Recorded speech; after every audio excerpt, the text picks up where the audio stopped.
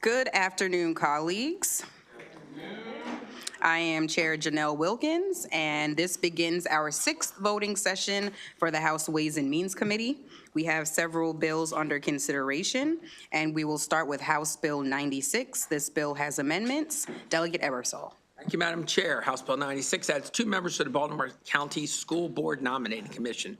One appointed by the American Federation of State, County, and Municipal Employees, often known as AFSCME, Local 3, Council 434, and one appointed by the Citizens Advisory Council of the Gifted and Talented Education.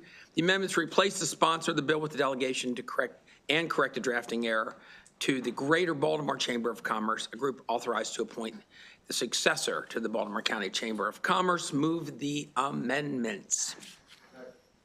The amendments have been moved and properly seconded. Any discussion? Seeing no discussion, all those in favor of the amendments to House Bill 96, please say aye. Aye. Any opposed?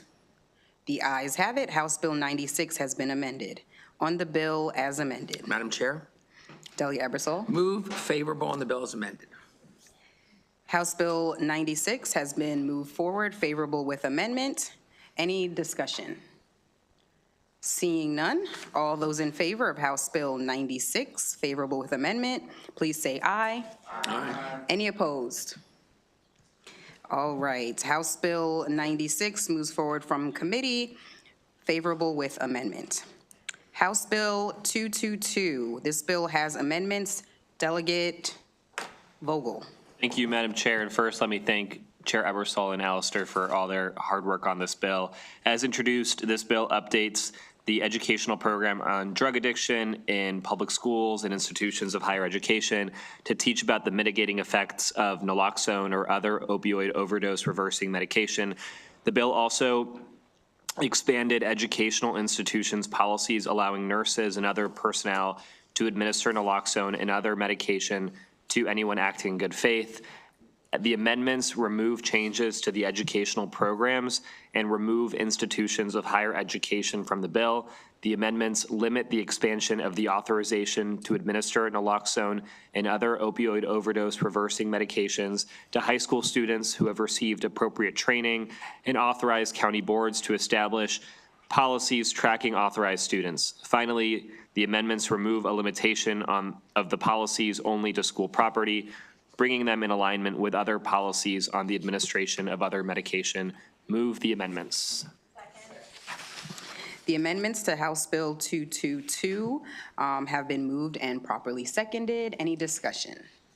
Seeing no discussion, all those in favor of the amendments say aye. Aye. Any opposed? The ayes have it. House Bill 222 has been amended. On the bill as amended. Move the bill. Second. All right, House Bill 222 has been moved and properly seconded with amendments. Any discussion? Seeing none, all those in favor of House Bill 222 with amendments, please say aye. Aye. Any opposed? The ayes have it. House Bill 222 moves forward favorable with amendments. Next bill is House Bill 288. Delegate Ebersol. Thank you, Madam Chair. As introduced, the State Department of Education bill allows state superintendent schools, along with the governor and instead of the governor occasionally, to declare a prolonged state of emergency triggering virtual education for a public school. That is prevented by emergency from having regular in-person attendance for at least 14 consecutive school days. There are amendments, and they provide more details about how the process for how the state superintendent declares the emergency. State superintendent is required to consult with the governor, declare the emergency in writing, list the nature of the emergency and the schools or school systems affected. The amendments authorize the state superintendent to declare a prolonged state of emergency for a single school. A prolonged state of emergency may be lifted by a joint resolution of the General Assembly, the state board, or the state superintendent. Move the amendments.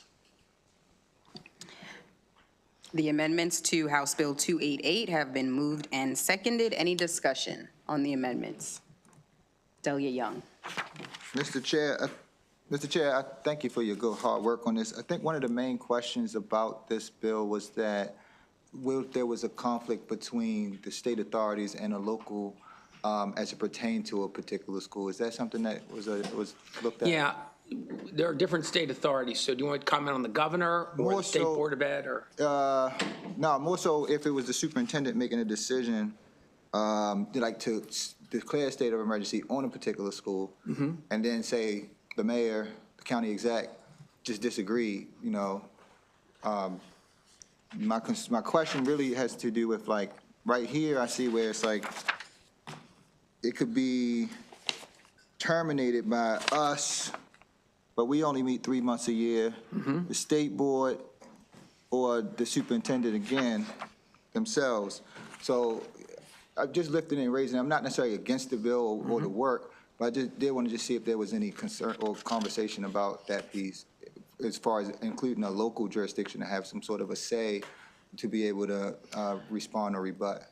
Yeah, I guess there's not. I would think that they wouldn't be too eager to do that, because what we're doing is creating a situation where they can sort of get school days in. If the school, for example, and there's an example of this, I think it was in Washington County, where they had an asbestos problem, and the school had to close Can I hear you? for a prolonged period of time. What's up? That's all right. You're good looking. You can stay on while I'm talking. You're not nearly as gray as I am. You look great. I hate these overhead lights on this camera. I'll just say that now. This is really sort of a stopgap for schools that are having trouble, because if a school is closed for a long period of time, they may be held culpable for the days they missed. And this would kind of allow the superintendent to let them put in virtual days for those to count for the days as best they could. So yes, you're right, but I don't see that. I can't see that situation happening. No, thank you for the question. Thank you so much. Any further discussion on the amendments to the bill? Delegate Mary North.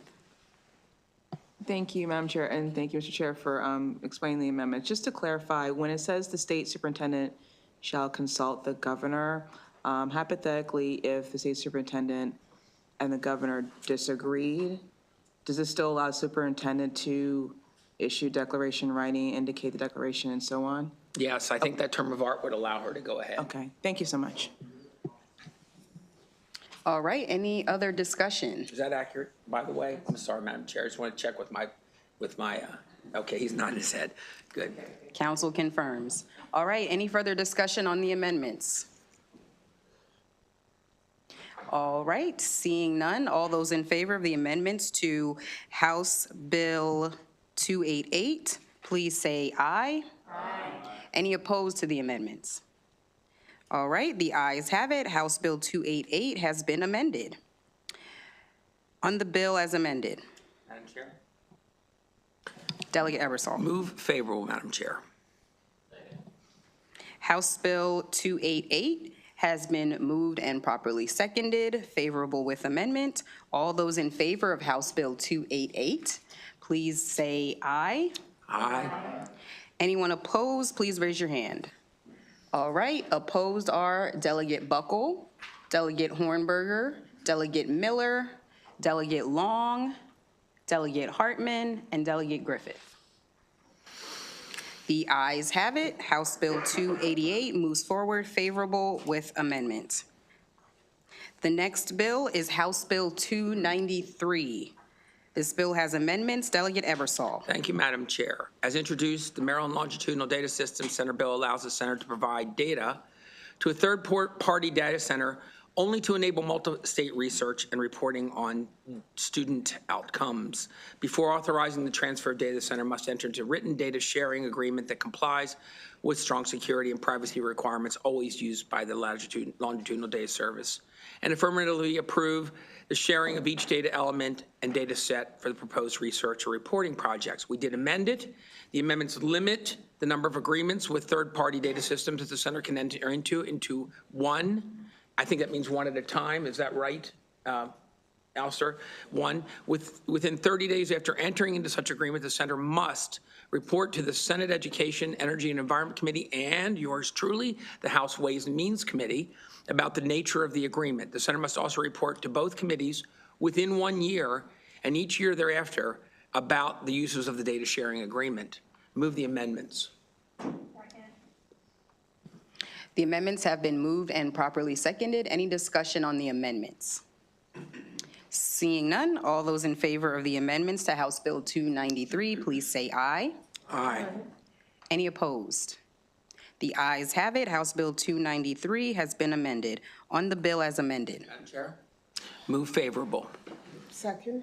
House Bill 293 has been moved and properly seconded with amendments. Is there any discussion on House Bill 293 on the bill? Delegate Buckle. Thank you, Madam Chair. I just want to say, I've been on the committee for 12 years. I think I've voted for 6, 7, 8, 9, 10 expansions of the Maryland Longitudinal Data System Center, despite the fact that some people of my party don't like it at all from what I think are some occasionally overblown privacy concerns. I'm not going to vote for this bill because I think that it perhaps is starting to reach the point where it's going a little bit too far. I appreciate the perspectives of what we're trying to use with the system, but I don't see a lot of evidence that the expansion of its original goals and data collection opportunities is leading to a better result. And sometimes I'm concerned that it's becoming a nearly yearly exercise in, we got to do something else. We got to collect more data. We got to share more data. We've got to extend it further out without the outcomes that I thought was sort of the purpose of it. So I respect the intent of the bill, but I think that maybe we've reached a point of going a little too far with yearly extending it. So I appreciate the opportunity to express that. Delegate Ebersol. Madam Chair, thank you, and I appreciate your concerns.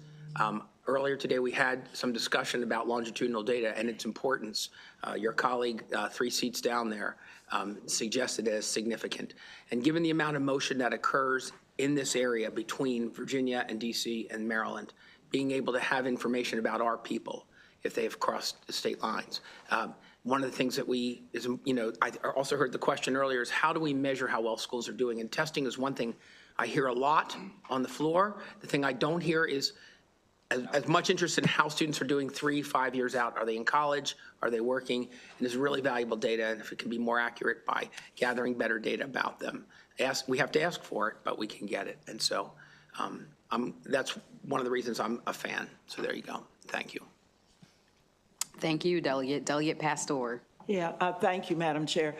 I am voting for this, even though I had a lot of concerns about how this information was going to be used.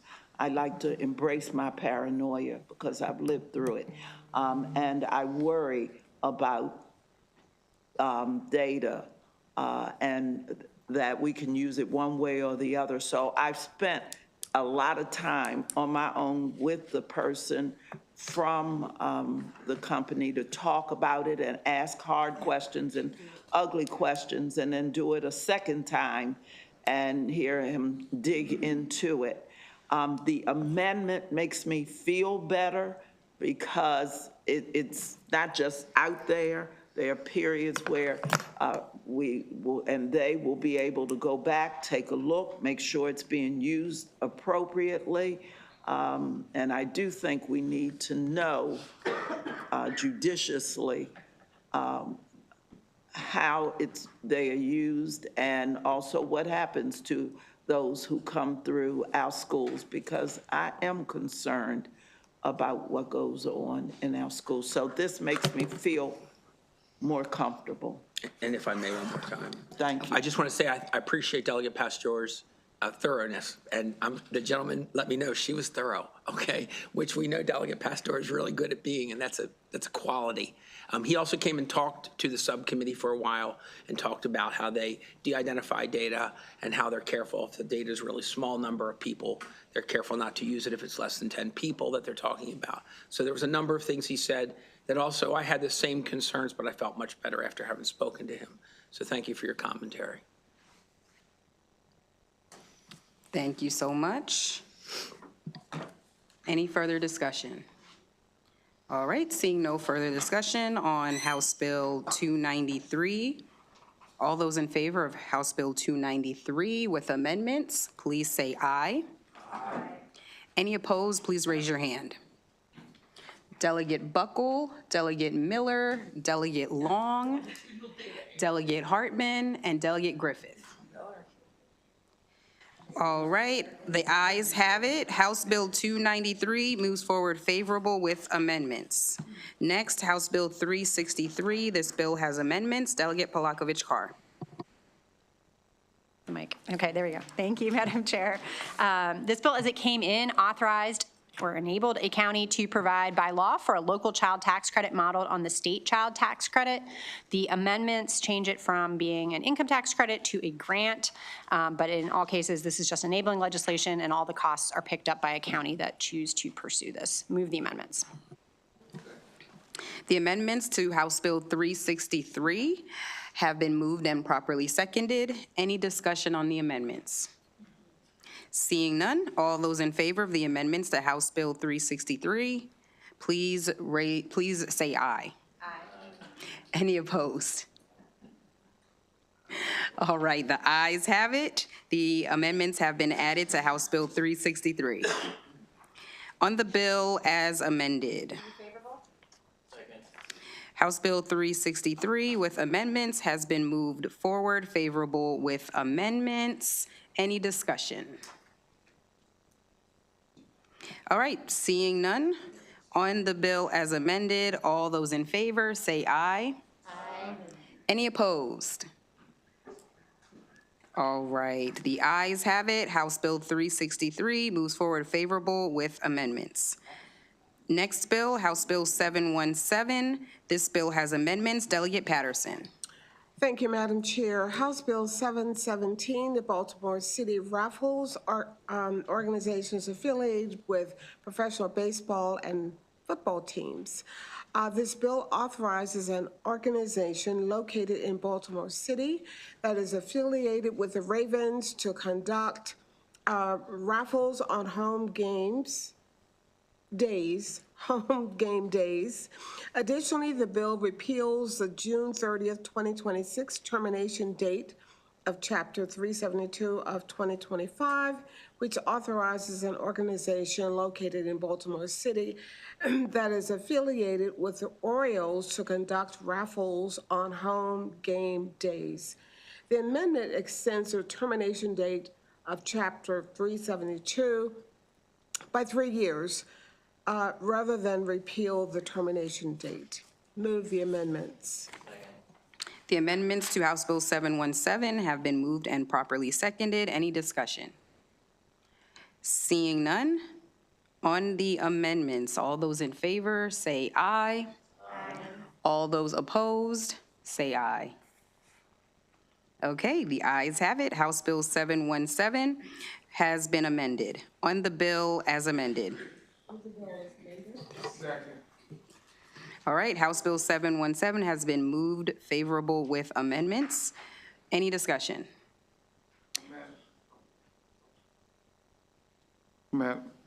Madam Chair, Yes, just wanted Delegate to Williams. say, thank you. I ran into one of the employees from the Ravens today, and they said that, so this is not going to change the bill, but they brought up that one of the teams, I'm not sure which one because it was in the hallway, the Ravens or the Orioles, had it for 5 years, and this one says 3 years, I think. So what I just simply said, I would bring it up, so for next year, they may come in with something else. So they would both equal, both would have the same amount of time. So that's all. Don't want to change anything, but just want to bring it up that they brought that to my attention. Thank you, Delegate. In this bill, both are 3 years, the Okay, Ravens so and the Orioles. Thank in you. this So he bill. had the wrong information there. Thank you so much, you. Delegate. Yes. Any other questions? All right, seeing no further discussion on House Bill 717, favorable with amendment, all those in favor say aye. Aye. Any opposed? The ayes have it. House Bill 717 moves forward from committee, favorable with amendments. Next bill is House Bill 936, Delegate Ebersol. Chair, this bill requires Montgomery County Public School System to identify the dollar amount of food in schools that comes from certified farms and certified invasive species providers, and to set target increases for more food in dollar amounts purchased from these providers in the next 5 years. There are no amendments. I move favorable on the bill. No amendments on this bill. Any further discussion? Seeing no discussion, all those in favor of House Bill 936, please say aye. Aye. Any opposed? The ayes have it. House Bill 936 moves forward favorable. Next bill is House Bill 1110, Delegate Roberson. Thank you, Madam Chair. House Bill 1110, Judicial in-rem tax foreclosure, requires that local governments provide notice in accordance with the Maryland rules in a judicial in-rem tax foreclosure of vacant and abandoned property. And there are no amendments to this bill. Move favorable. The bill has been moved and properly seconded. Any discussion? Seeing none, all those in favor of House Bill 1110, please say aye. Aye. Any opposed? The ayes have it. House Bill 1110 moves forward favorable. Next bill, House Bill 1148. This bill has amendments. Delegate Roberson. Thank you, Madam Chair. House Bill 1148, Property Taxes, Tax Sales, Heirs Protection Program, and Tax Credits, establishes the Heirs Protection Program to help heirs complete the probate process and become the record title holders of their homes. The bill also allows heirs to access the homestead and homeowners tax credits for up to 3 years, allowing them to transfer ownership to the new heir. The amendments change the name of the program to the Legacy Protection Program. It also authorizes homes valued up to $450,000 to participate in the program. It authorizes grants to heirs to cover any tax or fee necessary to complete the probate process, and lastly, delays the effective date of the program to July 1st, 2027. Move the amendments. Second. The amendments to House Bill 1148 have been moved and properly seconded. Any discussion on the amendments? Delegate Hartman? Okay.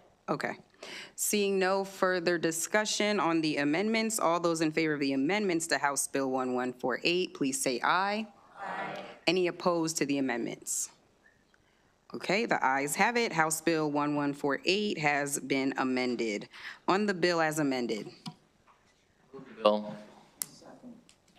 All As right. amended, excuse me. Wonderful, as thank amended. you. Any further discussion? Delegate Hartman. Thank you, Madam Chair. So we talked about this a bit in subcommittee, and the portion for assisting with the transfer tax, the grant that's going to be established, are the income levels going to be, they're not set in the bill, it's going to be set by the individual county, correct? Well, I'll let counsel answer. So it's up to the ombudsman to establish any income limits for those grants. And it's going to be 500,000 from state funding to support it? Where is that money coming from? So the total funding for the program is $750,000, of which $500,000 is coming from counties and $250,000 from the state. And that's for the funding for the entire program. So that's for any staff they need, that's for the free legal assistance that's part of the bill, for the outreach that they're doing, and then also for the grants to the heirs directly. So we raised the limit from 350,000 to 450,000 for eligible houses, correct? So we have somebody that could potentially be living in a $450,000 house. What would transfer tax on that be roughly for, I know it varies from county. Yeah, so I can't really do the math off the top of my head, but it could be moderately significant.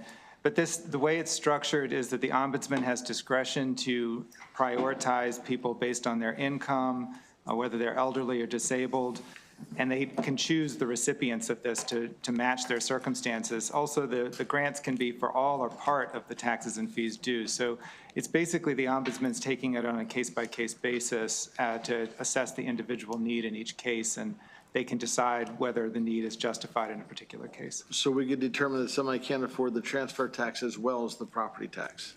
So that it would be for anything that's necessary to complete probate. So that would be and to complete the transfer. So transfer taxes, probate fees, inheritance tax might be part of it, recording fees and so forth. Yes. So this has expanded a lot more than I thought in subcommittee, so it might have been misleading with my yay vote. My concern, we're setting somebody up for failure. If they can't afford to pay for taxes and everything when they're receiving the house, how are they going to maintain the house? How are they going to pay taxes the following year? How are they going to pay utilities? How are they going to pay all the other things that go along with home ownership? So for all those reasons, I'm unfortunately going to have to vote no on this, but thank you. Thank you, Delegate. Any further discussion? Delegate Long. Real quick question. Is this, did you say $750,000?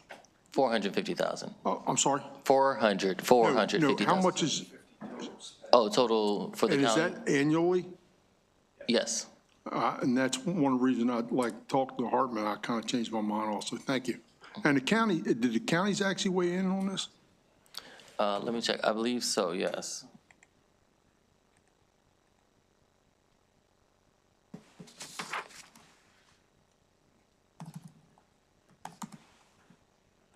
I steer the ship buckle.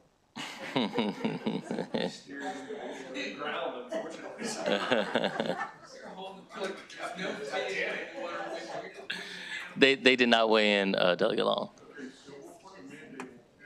On all the different counties, and they didn't know about it. Am I correct? I'm sure they're aware. I won't speak for whether they know or not. All right, thank you. I'm not going to change my vote. I'm changing. Gotcha. All right, make sure you submit your orange slip. Okay. Any further discussion on House Bill 1148? Okay, Delegate Coley, go ahead.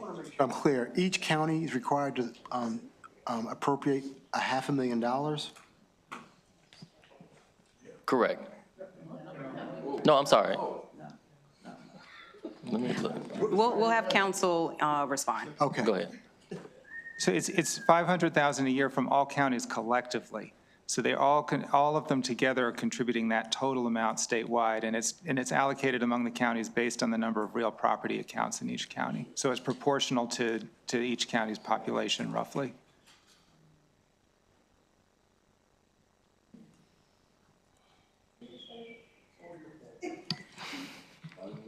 All right, I will do a roll call vote on this bill.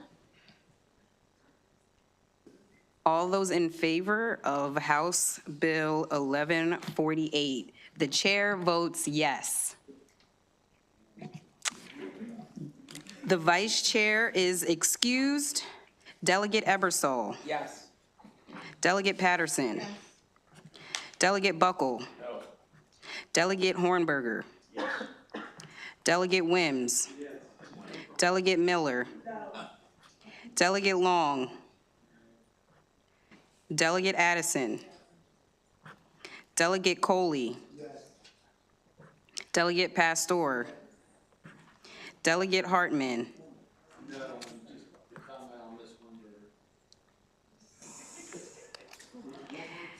Delegate Vogel. Delegate Griffith. Delegate Young. Delegate Roberson. Delegate Maricopa North. Yes. Delegate Palakovich Carr. Yes. The ayes have it. House Bill 1148 moves forward favorable with amendments. Thank you, colleagues.